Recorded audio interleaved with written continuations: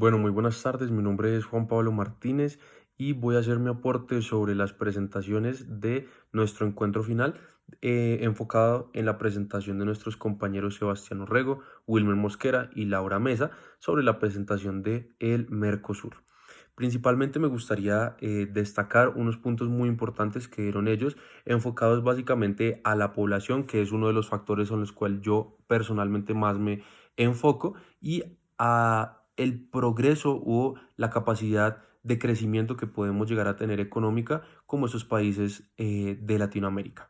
Es muy importante que nos podamos enfocar en esto porque muchas veces cuando hablamos simplemente del tema del comercio internacional, como tal, nos estamos enfocando únicamente y pensamos directamente en las grandes superpotencias, China, Estados Unidos, Rusia, en este tema de comercio, ya sea por petróleo, por bienes o inclusive por servicios. Sabemos que China es uno de los productores más grandes de toda la mercancía y del comercio que conocemos hoy en día, al igual que Estados Unidos como uno de los distribuidores y Rusia como un gran consumidor y también un gran productor, consumidor referente al petróleo proveniente, ejemplo, de Venezuela, territorios realmente cercanos a nosotros y muy pegados que afectan claramente a nuestra economía latinoamericana. ¿Por qué me enfoco en este punto? Es muy importante que nos enfoquemos en esta parte de nuestro acuerdo de Mercosur porque claramente tenemos un peso muy importante en el comercio internacional.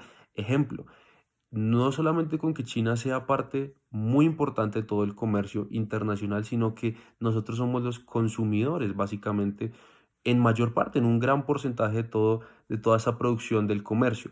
¿Por qué me enfoco en el tema de la población? Porque, como anteriormente lo estaba explicando, nos enfocamos en comercio en temas de Estados Unidos, China y Rusia, pero no vemos el potencial que como Latinoamérica tenemos increíblemente grande. Si nosotros nos enfocáramos realmente en las cosas tan importantes que como países tenemos y lo que nos hace nuestra esencia en todos nuestros países, lograríamos tener avances claramente no de los mismos como lo tienen estas superpotencias y países desarrollados, sino en países en vía de desarrollo que podríamos llegar a lograrlo en un tiempo.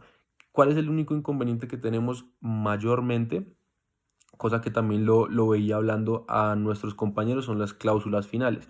Sabemos y lo tenemos muy claro que en Latinoamérica movemos demasiada corrupción en todos los países y no es uno de los ejemplos que se podrían escapar de estas situaciones. Lamentablemente, sí sufrimos por temas de corrupciones, por temas de documentaciones y demás. Si todo eso estuviera muchísimo más regulado en todos nuestros gobiernos, podría ser mucho más fácil nuestro proceso de desarrollo, uniendo fuerzas con países de Latinoamérica, perdón. ¿Cuántas veces no hemos dado cuenta que Colombia es un productor del agro increíble? Un país petrolero como Venezuela, estupendo. Países productores como Brasil, teniendo las plantas de producción automotrices más grandes casi que del mundo y compitiendo con Estados Unidos y con China inclusive.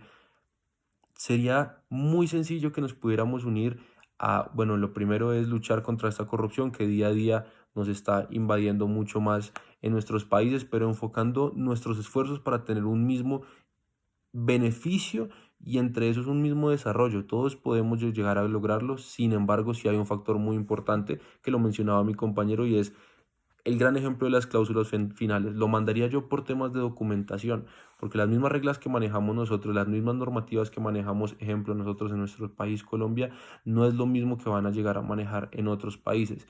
En esos puntos y en esas brechas que encontramos en el camino es donde se va a mover mayormente la corrupción, de quién puede dar más dinero para sobornar a otras entidades o inclusive a otros países para mover mercancía, cosa que debería ser trabajar todos juntos en un conjunto como un mismo equipo para poder avanzar juntos y llegar a un punto más cercano posible para como una gran superpotencia, ejemplo China, Estados Unidos y Rusia. Nosotros somos productores no solamente de bienes, sino también de innovación. Grandes mentes de nuestros países salen día a día a ser explotados en superpotencias como Estados Unidos, Rusia y China, sabiendo que lo podemos hacer mismamente acá con una inversión de inclusive de capital nacional.